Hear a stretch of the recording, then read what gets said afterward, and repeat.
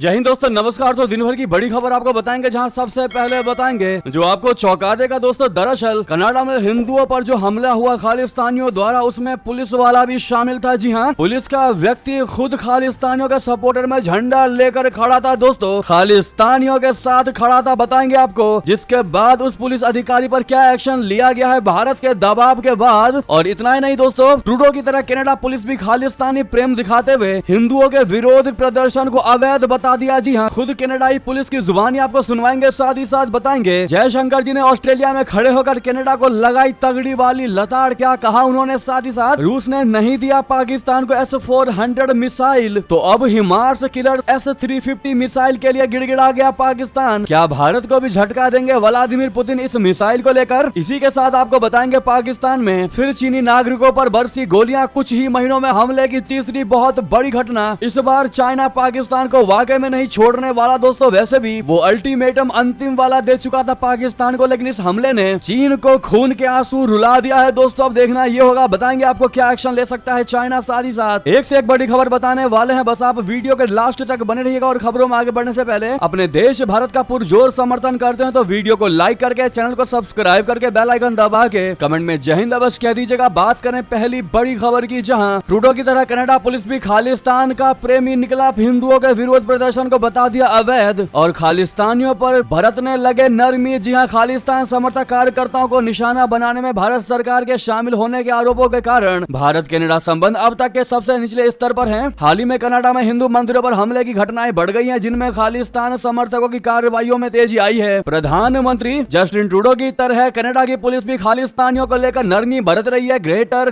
Toronto area में एक हिंदू मंदिर पर हमले के खिलाफ हजारों भारतीय कनाडाई लोगों ने सोमवार को विरोध प्रदर्शन किया, लेकिन पुलिस ने उनके एकत्र होने को गैर कानूनी घोषित कर दिया और प्रदर्शनकारियों को हटाने के लिए दंगारोधी उपकरणों से लैस सशस्त्र कर्मियों को तैनात कर दिया। कनाडा पुलिस ने हिंदुओं के विरोध प्रदर्शन को अवैध तरीके से बताते हुए एक विवादास्पद फरमान जारी किया है। पुलिस का दावा है कि इन प्रदर्शनों के दौरान कुछ व्यक्तियों के पास हथियार देखे गए, जिसके चलते प्रदर्शनकारियों के खिलाफ गिरफ्तारी की चेतावनी दी गई है। कनाडा की पुलिस की खालिस्तान समर्थकों के प्रति दिखाई गई नरमी से यह स्पष्ट हो रहा है कि वो हिंदू समुदाय के प्रति अधिक सख्त और खालिस्तान समर्थकों के प्रति अधिक सहानुभूति दिखा रही है। दोस्तों इतना ही नहीं, अब जो हम आपको बात बताने वाले वाकई में आपको चौंका सकती है। हिंदू मंदिर के पास खालिस्तानी प्रदर्शन में कनाडा का पुलिस वाला शामिल दिखाई दिया दोस्तों। वो खालिस्तानियों की भीड़ में खालिस्तानियों को सपोर्ट कर रहा था, हालांकि उसको बाद में भारत के दबाव के बाद पुलिस अधिकारी को निलंबित कर दिया गया। मीडिया में ऐसी खबरें आई हैं, रविवार को हाथों में खालिस्तानी झंडे लिए प्रदर्शनकारी इस हिंदू मंदिर में मौजूद लोगों से भिड़ गए थे तथा उन्होंने मंदिर अधिकारियों एवं भारतीय वाणिज्य दूतावास द्वारा मिलकर आयोजित किए गए कार्यक्रम में खलल डाला था। मीडिया मामलों के अधिकारी रिचर्ड चिन ने CBC न्यूज को भेजे एक ईमेल में बताया है कि पुलिस सोशल मीडिया पर आए उस वीडियो से अवगत है जिसमें कनाडा पुलिस का एक अधिकारी प्रदर्शन में शामिल दिखता है। ऐसे में कनाडाई पुलिस का खालिस्तानियों के सपोर्ट में उतरना वाकई में एक तो बयान खालिस्तानियों के सपोर्ट में दे रहा है और दूसरा फिजिकली इनके सपोर्ट में उतरता दिखाई दे रहा है, जो एक बहुत बड़ा संदेश देता है दुनिया को कि कनाडा हिंदुओं के लिए है ही नहीं, हिंदुओं के जान को खतरा है कनाडा में, क्योंकि हिंदुओं की ना तो वहाँ कोई सुनवाई होने वाली है, जब पुलिस ही बाइज्ड है तो फिर कहने ही क्या है। अब ऐसे में देखना ये होगा कि भारत इस मुद्दे को यूनाइटेड नेशन अंतरराष्ट्रीय स्तर पर लेकर जाएगा। क्या वहाँ पर कोई सुनवाई हो पाती है, या फिर जिस प्रकार से यूनाइटेड नेशन को भी ऐसा माना जाता है कि ज्यादा फंडिंग जिसकी तरफ से आती है यूनाइटेड नेशन का झुकाव उसकी तरफ होता है। ऐसे में आप अंदाजा लगा सकते हैं कि UN किसकी तरफ ज्यादा झुका होगा। इस पर दोस्तों आपकी राय तो बनती है, लेकिन वीडियो को लाइक करना मत भूलिएगा। आपका एक सेकंड हमारे लिए बहुत बड़ा सपोर्ट हो सकता है दोस्तों, तो लाइक करना मत भूलिएगा। हम ऐसे ही आपको डीप खबरें बताते रहेंगे जो कोई नहीं बताएगा। साथ ही साथ आपको बता दें, इतना ही नहीं, ऑस्ट्रेलिया पहुंचे जयशंकर जी ने वहीं से खड़े होकर कनाडा के ट्रूडो को लगा दी फटकार दोस्तों। विदेश मंत्री जयशंकर जी ने कनाडा में हिंदू मंदिरों पर हमले पर चिंता व्यक्त की है। उन्होंने कहा कि कनाडा की ये घटनाएं दिखाती हैं कि वहां चरमपंथी ताकतों को कैसे राजनीतिक स्थान दिया जा रहा है। कनाडा के विदेश मंत्री वोंग के साथ प्रेस कॉन्फ्रेंस को संबोधित करते हुए जयशंकर जी ने कहा कि कनाडा में हिंदू मंदिर में कल जो भी हुआ वो बहुत ही ज्यादा और बड़ा चिंताजनक था। उन्होंने कहा कि आपको हमारे आधिकारिक प्रवक्ता का बयान और कल हमारे प्रधानमंत्री की चिंता देखनी चाहिए। इससे आपको पता चल जाएगा कि हम इसके बारे में कितनी गहराई से महसूस करते हैं, कितने गहराई से सोचते हैं और ये हमारे लिए कितना बड़ा मीन करता है। ऐसे में दोस्तों हमारा सवाल आपसे ये, इसका जवाब आप लोग देना बिल्कुल मत भूलिएगा। क्या ट्रूडो की सरकार रहते भारत के साथ कनाडा के संबंध अच्छे हो पाएंगे? जवाब देना मत भूलिएगा दोस्तों। साथ ही साथ नेक्स्ट खबर आपको बता दें, जहां रशिया ने पाकिस्तान को नहीं दिया S-400 मिसाइल, तो अब हिमार्स किलर S-350 मिसाइल के लिए गिड़गिड़ाया पाकिस्तान। सबसे बड़ा सवाल यह है कि क्या क्या भारत को भी झटका देंगे व्लादिमीर पुतिन? आइए आपको बताते हैं ये जानकारी। दरअसल भारत के रशिया से 5 S-400 मिसाइल डिफेंस सिस्टम खरीदने के बाद से पाकिस्तानी सेना दहशत में है। रशिया का ये अभेद रक्षा कवच इतना शक्तिशाली है कि पूरी पाकिस्तानी वायुसेना को घुटनों पर ला सकता है। इसको देखते हुए अब पाकिस्तान रूस से दोस्ती करने में जी जान से जुट गया है। पाकिस्तान की यात्रा पर हाल ही में रूस के प्रधानमंत्री आए थे और SCO समिट में हिस्सा लिया था। पाकिस्तान ने रूस से S-400 देने की गुहार लगाई थी ताकि भारत की बराबरी की जा सके। रूस ने भारत के साथ दोस्ती को देखते हुए इसे देने से मना कर दिया था। इसके बाद अब खबरों के मुताबिक पाकिस्तान ने रशिया से S-400 की जगह पर S-350 विटयार्ड एयर डिफेंस सिस्टम देने की गुहार लगा डाली है। दोस्तों, रशिया नहीं चाहता है कि पाकिस्तान को S-400 देकर भू राजनीतिक रिश्ते खराब किए जाएं। भारतीय वायुसेना में 3 S-400 को शामिल कर लिया गया है और बाकी बचे 2 की आपूर्ति रशिया ने साल 2025 में करने का वादा किया है। रक्षा विश्लेषकों का कहना है कि रूस चाहता है कि दक्षिण एशिया में भारत और पाकिस्तान के बीच हथियारों की रेस तेज होने के बजाय संतुलन बना रहे। S-350 रशिया के S-400 की तुलना में उतना शक्तिशाली नहीं है, लेकिन फिर भी काफी ज्यादा प्रभावी है। दोस्तों, पाकिस्तान के पास अभी अंजा सीरीज की कंधे पर रखकर दागे जाने वाली मिसाइलें चीन का HQ-9P air defence system, HQ-16, HQ-7 system है। रूस ने अगर S-400 पाकिस्तान को दे दिया होता तो इससे भारत और पाकिस्तान के बीच संतुलन बिगड़ जाता। भारत के अलावा चीन ने भी रशिया से S-400 लिया है। दोस्तों, वहीं आपको बता दें, पाकिस्तान में फिर चीनी नागरिकों पर बरसी गोलियां। कुछ ही महीनों में हमले की तीसरी बड़ी घटना। दोस्तों, पाकिस्तान में फिर से 2 चीनी नागरिकों को निशाना बनाया गया है। मंगलवार को कराची में इन दोनों के ऊपर गोलियां चलाई गई। पाकिस्तान में चीन के नागरिकों पर हमले के सिलसिले में ये नई कड़ी है। पुलिस और अस्पताल ने इस घटना की पुष्टि की है। इसके बाद पाकिस्तान में चीनी नागरिकों की सुरक्षा को लेकर फिर से सवाल उठने लगा है। बताया जाता है कि दोनों घायलों की हालत काफी गंभीर है। गौरतलब है कि पाकिस्तान में चीन के राजदूत ने भी वहां पर चीनी नागरिकों पर हो रहे हमलों को लेकर चिंता जताई है। साथ ही सुरक्षा उपाय बेहतर की आवश्यकता पर भी जोर दिया है। फैजान अली नाम के एक पुलिस अधिकारी ने घटना के बारे में जानकारी दी है। घटना के बारे में पूरा विवरण अभी नहीं मिला है। साथ ही साथ आपको बता दें, अमेरिका में चुनाव के बीच पाकिस्तान क्यों घबरा गया? उसको डर है कि कहीं डोनाल्ड ट्रंप ना जीत जाए। अमेरिकी राष्ट्रपति चुनाव सता रहा इंडिया कनेक्शन का सबसे बड़ा डर। दोस्तों, अमेरिका और पाकिस्तान के रिश्ते बहुत पुराने और करीबी सहयोगी के रहे हैं। पाकिस्तान को अमेरिका से लंबे समय से हथियार और दूसरी मदद मिलती रही है। दक्षिण एशिया में पाकिस्तान पर अमेरिका की खास इनायत रही,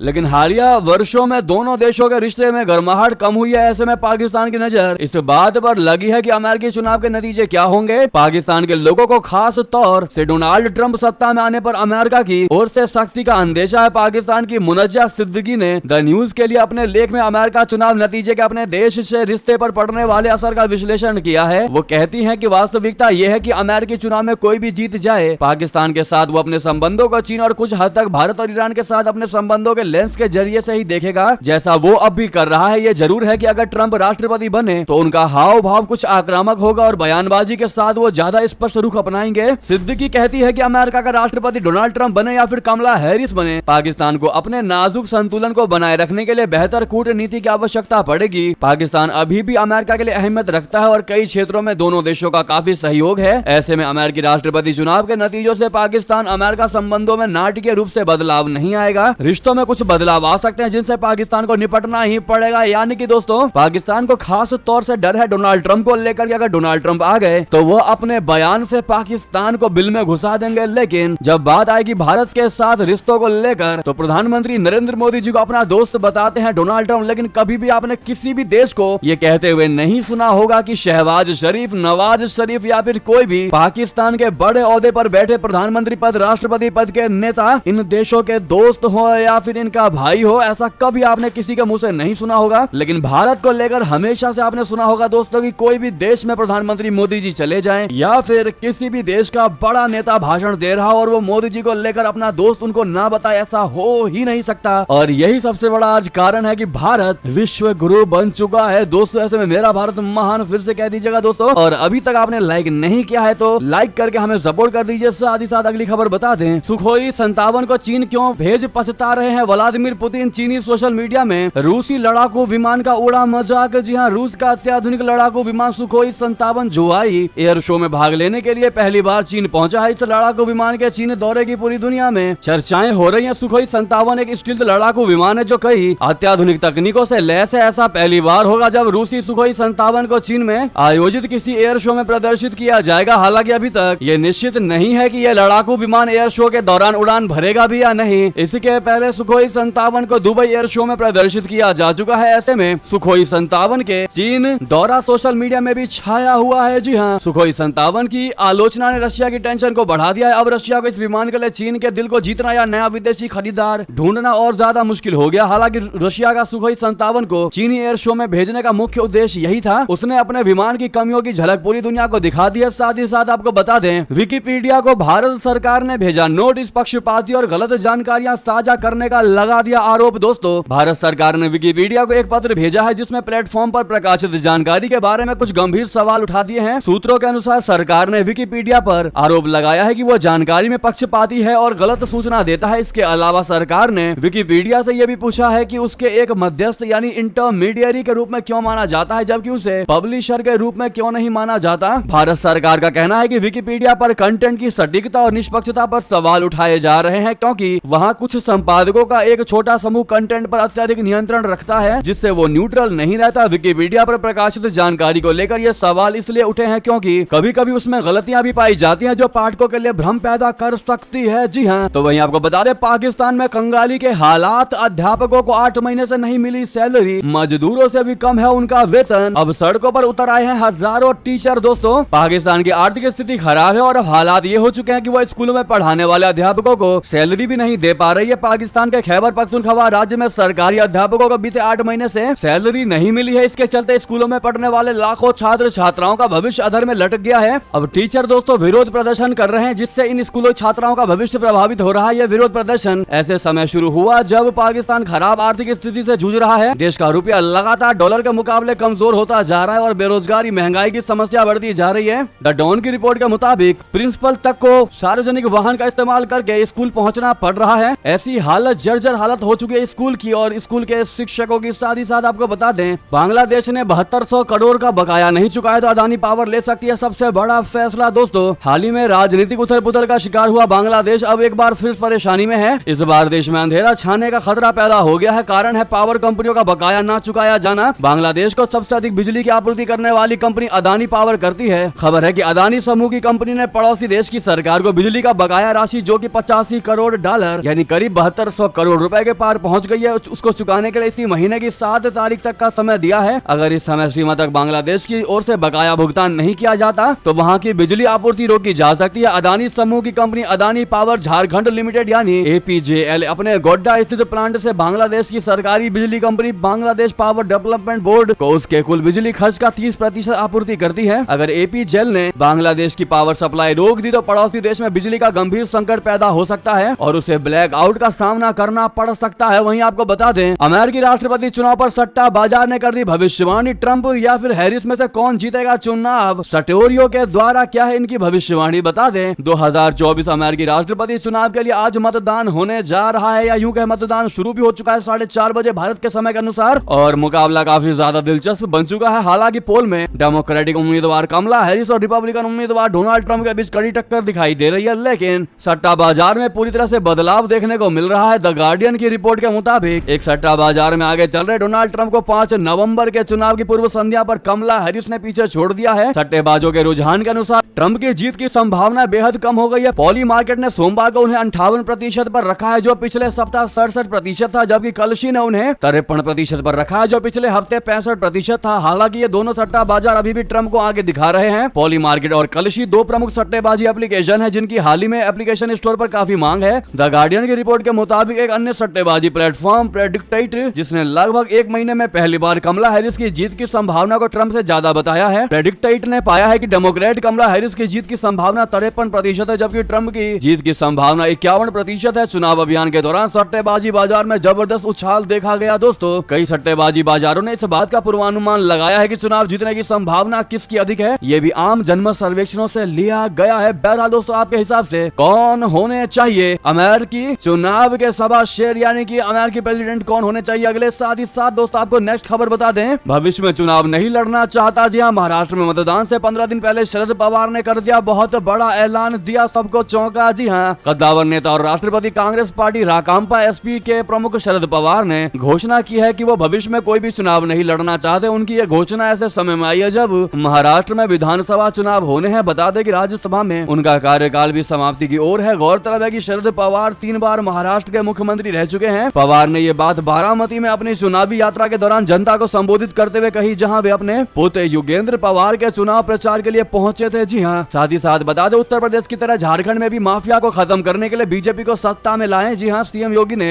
कोडरमा में महागठबंधन पर बोल दिया हमला। दोस्तों, उत्तर प्रदेश के मुख्यमंत्री योगी आदित्यनाथ ने मंगलवार को झारखंड में झारखंड मुक्ति मोर्चा झामुमो के नेतृत्व वाले गठबंधन पर माफियाओं को संरक्षण देने का आरोप लगाया और लोगों से अनुरोध किया है कि वे माफियाओं का बुलडोजर से सफाया कराने के लिए भारतीय जनता पार्टी को वोट दें। आदित्यनाथ ने दावा किया कि माफियाओं के खिलाफ इस तरह की कार्रवाई उनके गृह राज्य उत्तर प्रदेश में की जा रही है। उन्होंने ये भी दावा किया है कि भाजपा ही है जो लोगों की सुरक्षा और रक्षा की गारंटी दे सकती है। जी हाँ, तो वहीं दोस्तों ये भी की सारी बड़ी खबरें, आपको खबर कैसी लगी कमेंट में बताना बिल्कुल मत भूलिएगा। मिलता अगली खबर में, वीडियो को लाइक करके चैनल को सब्सक्राइब करके बेल आइकन दबा के जय हिंद कहते हुए वीडियो को शेयर कर दीजिएगा दोस्तों में, भाइयों में, साथियों में, रिश्तेदारों में, व्हाट्सएप, फेसबुक, ट्विटर के माध्यम से यानी एक्स के माध्यम से। जय हिंद, जय भारत।